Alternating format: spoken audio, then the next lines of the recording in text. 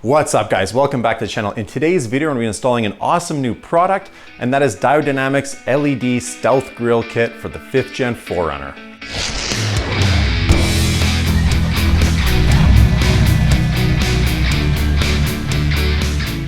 Alright, so Diode Dynamics is an awesome new product on the market for your 5th Gen 4Runner, and that is the LED Stealth Grille Kit. The beauty of this kit is that it doesn't require any crazy modifications to your 5th Gen 4Runner, and it's also completely stealth, so you don't really know it's there. It's fully customizable, has different colors, and it will also provide a ton of power.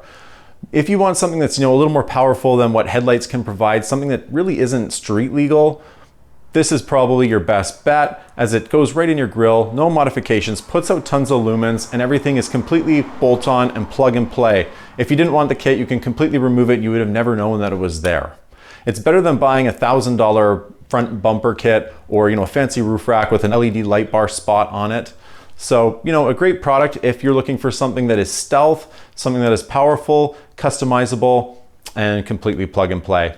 Let's jump into the install process and get this stealth grille on this 5th Gen 4Runner. All right, so the first step is removing this front plastic bumper cover. It's pretty easy to do. We just have some bolts on the sides, some underneath, some clips in here, and it will pop right off. Let's do it. All right, so on your driver and passenger wheel wells, in front of the wheel, you have 3 bolts here. It's a 10mm to remove these. You will notice that the top one is slightly longer. Then we'll take a pry tool, and we'll just pry these clips kind of like that and just push them in. Great, so now we'll pull this out and pop it off to the side. Now we'll repeat this process on the passenger side. All right, so once we've done that other side on the fender liner there, on the driver's side, we'll have 3 bolts on each side, so 6 in total under the bumper that we need to undo. And we're gonna use a 10mm to do those. All right, so we're now ready to pop our hood, so let's pop it open. And we're gonna need to remove this plastic part here. So there's 13 of these little pop clips or push clips. So basically what you do is just push them down. You can use your thumb or you can use your pry tool. Just make sure not to lose any. All right, so next to each headlight, you will have these small push clips. Just use a flathead screwdriver, pop them up, and then they should pop right out. There'll be one on each side. Then coming in the center, you'll have a 10mm bolt. Just remove that. That'll be right next to where your hood latch is. Then underneath, you'll have 4 more pop clips. Just pop them up. They're similar to the ones next to the headlights. You'll also need to unplug your fog lights. If you do have Toyota Safety Sense, if you have the sensor here, you'll have a bracket in there. You need to disconnect that, and you also need to disconnect the harness for the Toyota Safety Sense sensor, which is here. This 4Runner doesn't have it. It's a 2017. So let's start removing the bumper now. So basically what we do is we just pull from a corner and just kind of peel it off. Make sure you have a blanket down, because once you lower this down, you don't want to scratch this bumper up. So let's do that.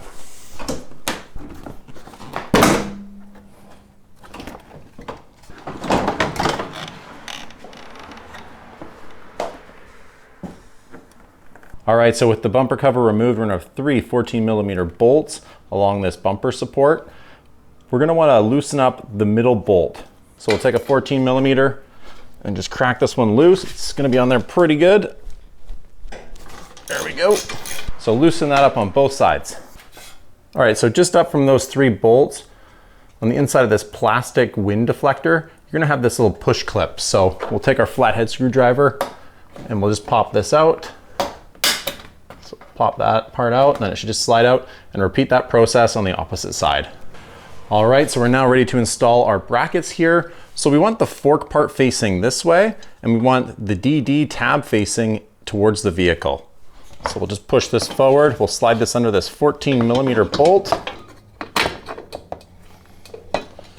So for up top here, we will not be putting that plastic clip back in. Instead, we're gonna be using the supplied hardware, feeding through these Allen bolts and these nuts to secure this to our plastic wind deflector.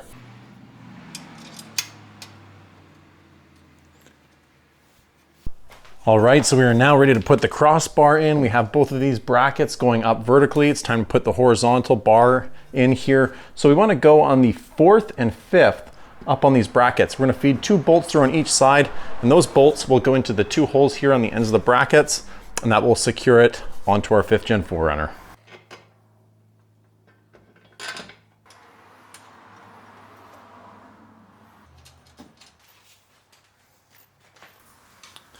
Now remember, you want the tongue to face inwards.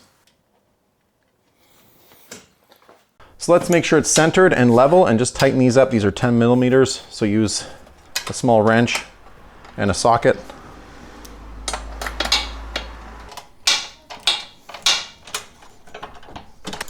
All right, so we can go ahead and tighten up these 14 millimeter bolts now at the bottom of these brackets. And then we can tighten up these ones at the top. This is a 3/16 Allen and a 10 millimeter.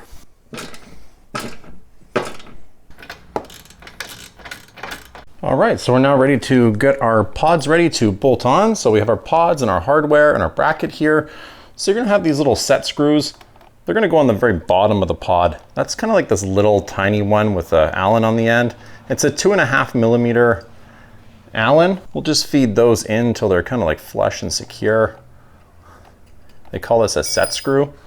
So we'll do one on each side. On the very bottom, you'll have the label here so you know which side is correctly up.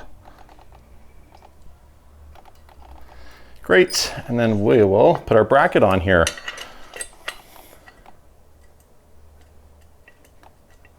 And we will have 4 of these Allen bolts. So we'll use our washers and we will just feed these little Allen bolts in, 4 in total.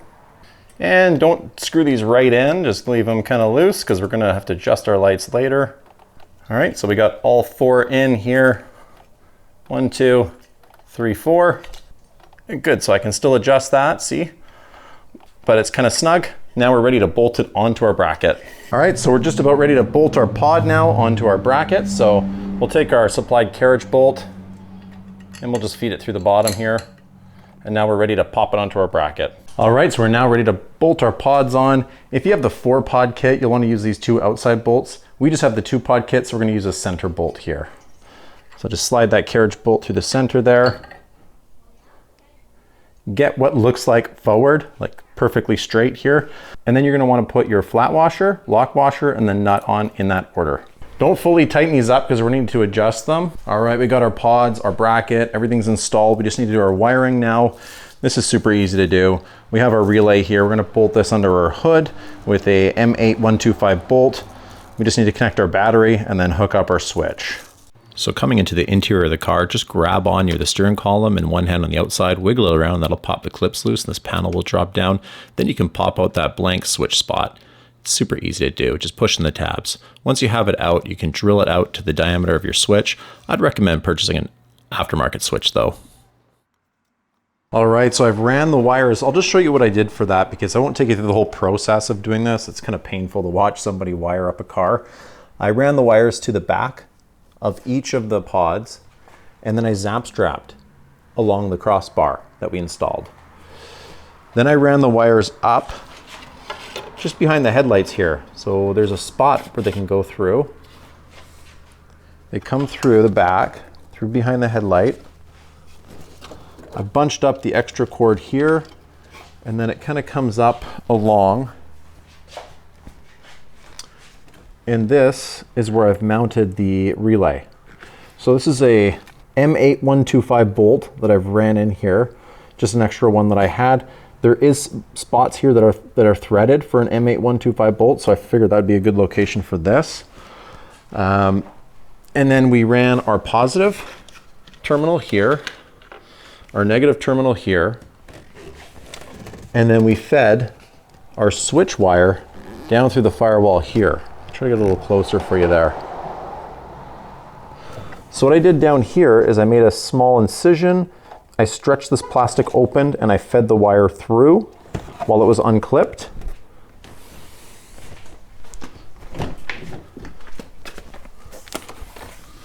That wire came up, runs along. It's very tight, doesn't hang down at all. I ran it along and up to a switch here. This is the switch that it came with. Would I recommend putting it in one of these spots?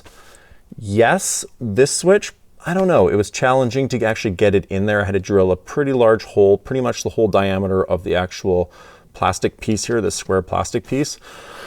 So it didn't fit. It was just hard to get this to fit in here and maintain its structural integrity. But it does work.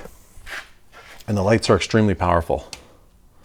So these are the stock headlights, or aftermarket LED headlights, and that's our aftermarket pods.